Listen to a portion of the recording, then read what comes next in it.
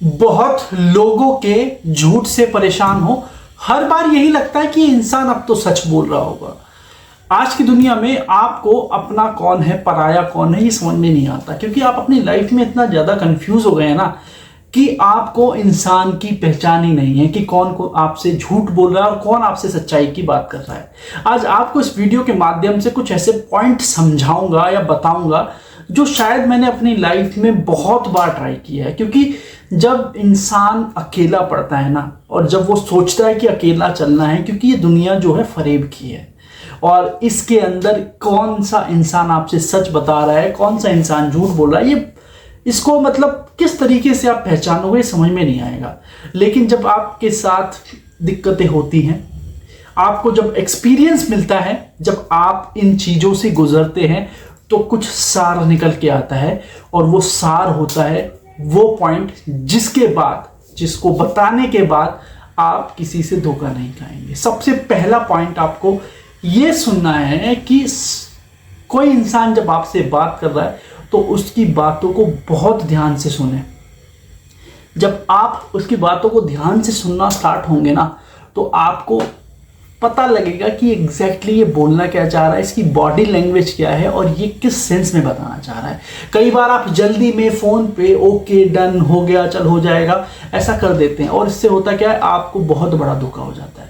तो कभी भी किसी इंसान को पहचानना हो, और ये होता तभी है जब किसी इंसान से आप पहली या दूसरी बार मिलते हो, तब आपको पहचानना होता है। क्योंकि जो इंसान आपके साथ रेगुलर है तो बहुत कम चांसेस होते हैं जो आपको झूठ बोले या फिर आपके साथ कुछ ऐसा गलत फरेब करे जो आपके लिए सही नहीं है। दूसरा पॉइंट, जब भी किसी इंसान का झूठ को पहचानना हो, आइडेंटिफाई करना हो, तो सबसे इंपॉर्टेंट पार्ट ये है कि आप उससे क्वेश्चन पुट जरूर कीजिए।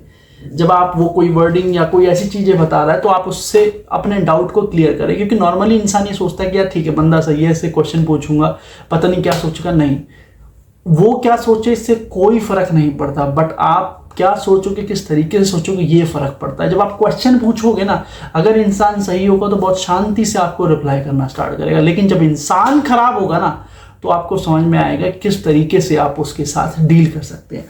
उसके बाद शारीरिक भाषा को देखना बहुत इंपॉर्टेंट है। उसकी फिजिकल आइडेंटिफिकेशन, किस तरीके से वो आपको बताना चाह रहा है। कई बार क्या होता है कि इंसान, आपने देखा होगा कि आपसे बात कर रहा हो, किसी तीसरे इंसान को अपनी आंखें मार करके उसको कोई बताना चाह रहा है कि हाँ यार मैं इस तरीके से झूठ बोलना चाह रहा हूँ, या जो भी XYZ रीजन है, तो आप उसकी शारीरिक लैंग्वेज को समझे।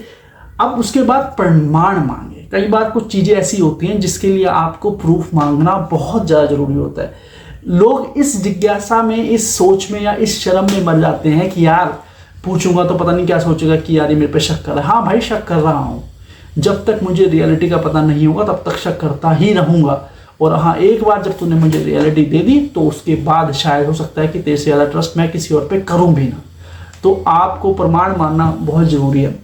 उसके बाद जब आपसे कोई इंसान बात कर रहा है किसी भी टॉपिक के रिलेटेड, तो तीसरे, चौथे या पांचवें बंदे से उस बात का स्रोत से या फिर उसके रिसोर्सेस खंगालें कि ये बात कहाँ तक सच है। क्योंकि जब इंसान आपसे बात करता है ना, तो वो अपनी औपचारिक और अनौपचारिक दोनों चीज़ों को किसी तीसरे इंसान के साथ जरूर शेयर करता है। वो कोई भी हो सकता है।